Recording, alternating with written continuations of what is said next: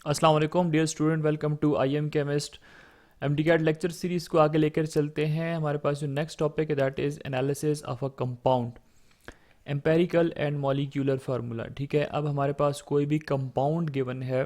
Compound क्या है कि जब एलिमेंट्स कंबाइन होते हैं, सिमिलर भी हो सकते हैं और डिफरेंट भी हो सकते हैं। तो ये जो लास्ट वीडियोस के अंदर हम लोगों ने डिस्कस किया था, तो अब उनकी एनालिसिस हम कैसे कर सकते हैं। सो याद रखें कि एनालिसिस जो है, ये मेजरमेंट को एक्चुअली कहते हैं। एनालिसिस दो टाइप की होती है। एक हमारे पास होती है क्वालिटेटिव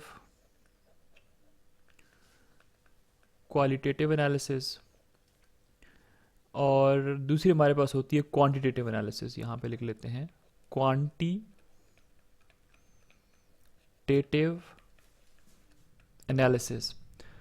क्वालिटी कहते हैं किस चीज़ को, मेयार को। ठीक है, क्वालिटी किस चीज़ को कहते हैं, मेयार को कहते हैं। और क्वांटिटी किस चीज़ को कहते हैं, मिकदार, अमाउंट को कहते हैं। जैसे फॉर एग्जांपल हम एग्जांपल लेते हैं वाटर की।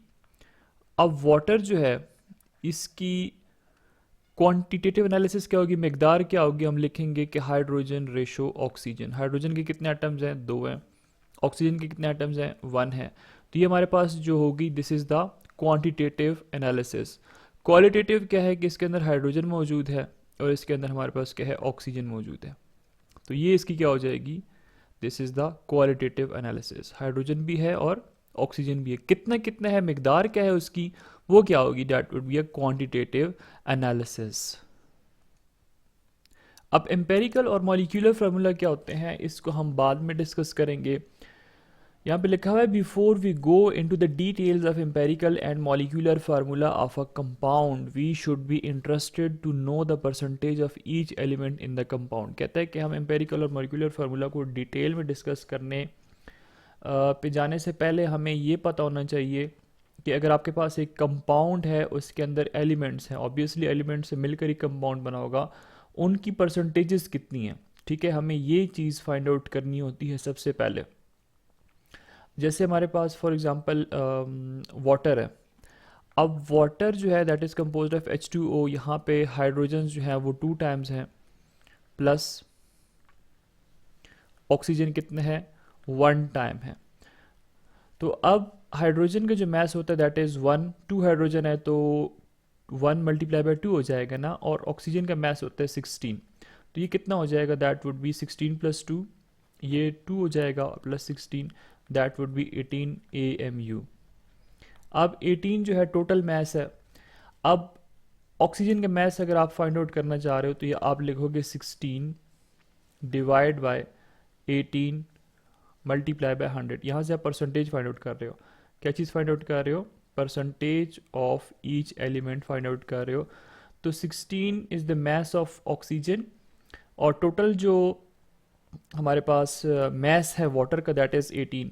तो 16 डिवाइड बाय 18 मल्टीप्लाई आप 100 कर दो, तो यहाँ से जो आपके पास परसेंटेज आ जाएगी ना, that would be the percentage of oxygen that is present in the water molecule. So मैं कैलकुलेटर को यूज़ करके इसकी वैल्यू फाइंड आउट करके आपके सामने लिख देता हूँ। सो यहाँ पे जो हमारे पास आंसर आ रहा है ना, दैट इज़ 88.8%। 88.8% हमारे पास क्या है, दैट इज़ द ऑक्सीजन। और इसी तरह अगर हम हाइड्रोजन को देखते हैं तो हाइड्रोजन का मैस है 2, तो हम लिखेंगे 2 बाय 18 मल्टीप्लाई 100। तो अगर वो 88 है तो यहाँ पे इसको 12 आना चाहिए। तो ये अराउंड जो है हमारे पास 12 आना चाहिए। ठीक है, 11 पॉइंट समथिंग आता है तो हम इसको 12 वैसे नॉर्मली हम कर देते हैं। 11.1 या 11.2 आना चाहिए, तो हम इसको 12 राउंड ऑफ करके कर लेते हैं। तो हम कहते हैं कि 12% हमारे पास क्या है, इसके अंदर हाइड्रोजन है, और 88% हमारे पास वाटर के अंदर ऑक्सीजन जो है वो प्रेजेंट है। तो ये वाटर क्या है, वाटर हमारे पास हम ले लेते हैं कि ये कंपाउंड है, और इस कंपाउंड के अंदर जो परसेंटेजेस हैं वो हम इस तरह फाइंड आउट कर सकते हैं। For this purpose, all the element present in the compound are first identified. Identified का मतलब ये है कि अगर आपके पास सोडियम क्लोराइड, वैसे जनरल एग्जांपल दे रहा हूँ, सोडियम क्लोराइड है, इसके अंदर कौन कौन से एलिमेंट हैं, इसके अंदर सोडियम भी आपको नज़र आ रहा है और इसके अंदर आपको क्लोरीन भी नज़र आ रहा है। ठीक है, इसके अंदर आपको सोडियम भी नज़र आ रहा है और इसके अंदर आपको क्लोरीन भी नज़र आ रहा है। इस तरह अमोनिया का मॉलिक्यूल है, इसके अंदर आपको नाइट्रोजन भी नज़र आ रहा है, इसके अंदर आपको हाइड्रोजन भी नज़र आ रहा है। This is called qualitative analysis. अब आपने ये चीज़ तो फाइंड आउट कर ली कि इनके अंदर क्या क्या चीज़ें हैं, नाइट्रोजन है, hydrogen in case of ammonia, in case of sodium chloride sodium है, क्लोरीन है, in case of water hydrogen है, ऑक्सीजन है, और बाकी बहुत सारे ऐसे कंपाउंड्स की एग्जांपल आप ले सकते हो। अब ये जो है this is the qualitative analysis. उसके बाद after that the compound is subjected to quantitative analysis in which the mass of each element in a sample of the compound is determined।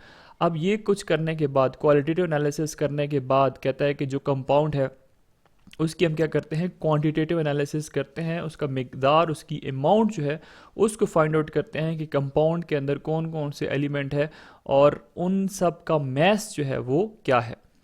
अब इसके लिए क्या करना होगा, for this we determine the percentage by mass of each element. अब सबसे पहले हम लोगों ने परसेंटेज बाय मैस जो है सब एलिमेंट का जो कि कंपाउंड के अंदर प्रेजेंट है वो फाइंड आउट करना होता है।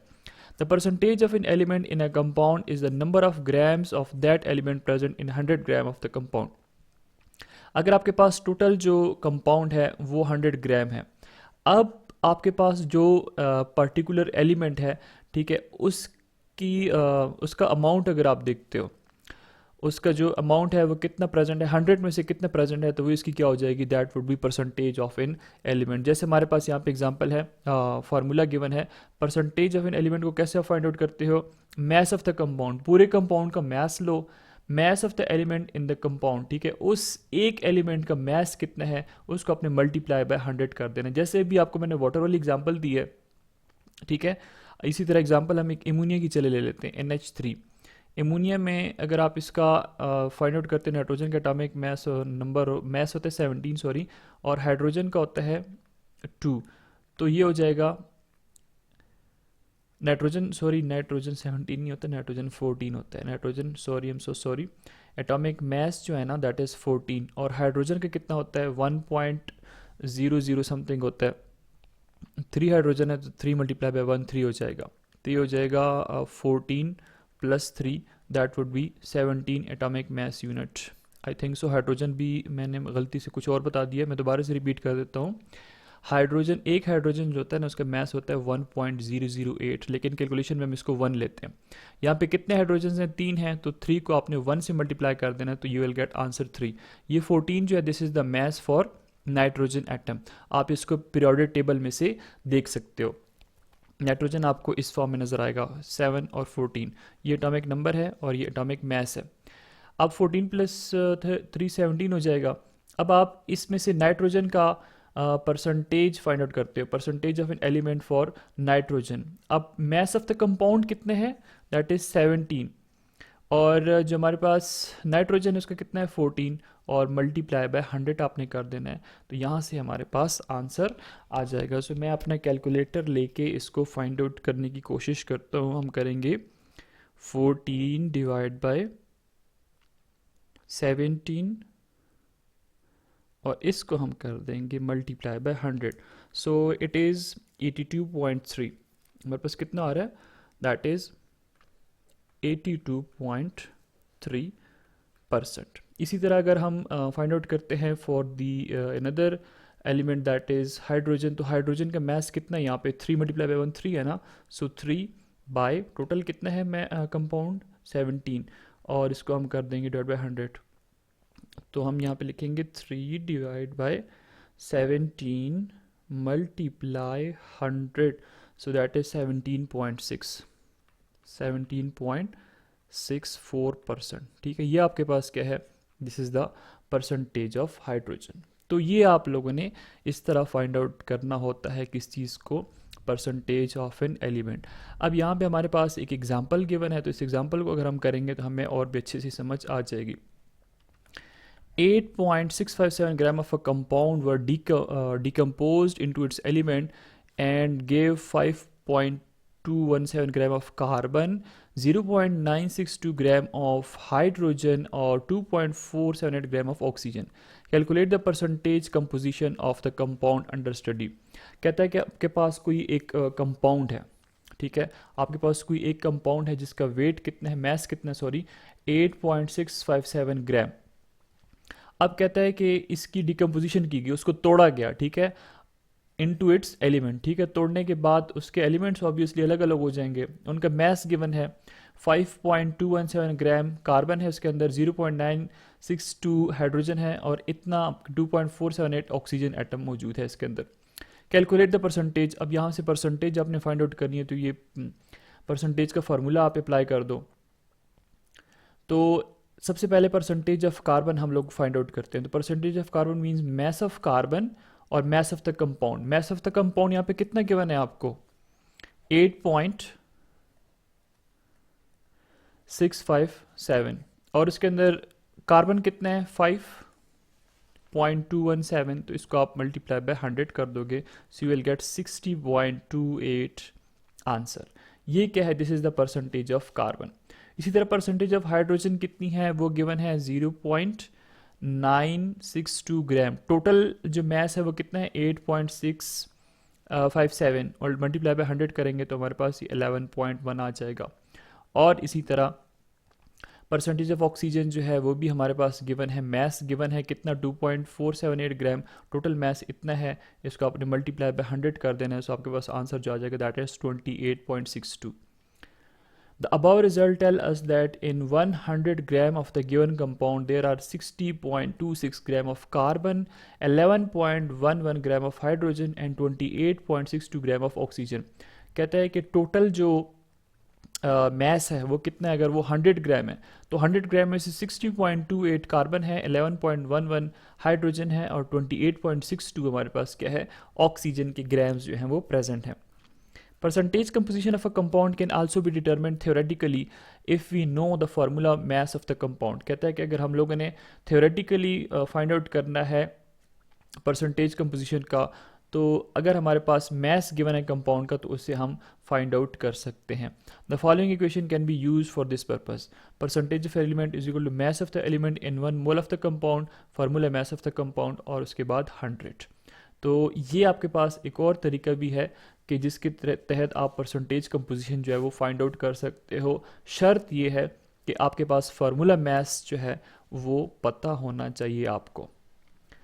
सो स्टूडेंट, इसी तरह आप बाकी की एग्जांपल्स जो हैं वो भी कर सकते हो। ये एमडीकेट पॉइंट ऑफ व्यू से इम्पॉर्टेंट भी है। शॉर्ट सी ट्रिक्स होती हैं, शॉर्ट सी कैलकुलेशंस होती हैं जो कि आपको करनी पड़ सकती हैं पेपर में। सो आई होप सो आपको इसकी समझ आ गई होगी। नेक्स्ट जो हमारे पास टॉपिक होगा that is the empirical formula और इसको हम नेक्स्ट पार्ट के अंदर डिस्कस करेंगे। अगर आप वीडियो अच्छी लगती है तो प्लीज़ चैनल को सब्सक्राइब करें, फ्रेंड्स के साथ शेयर ज़रूर कीजिए। Thanks for watching and stay connected with I am chemist.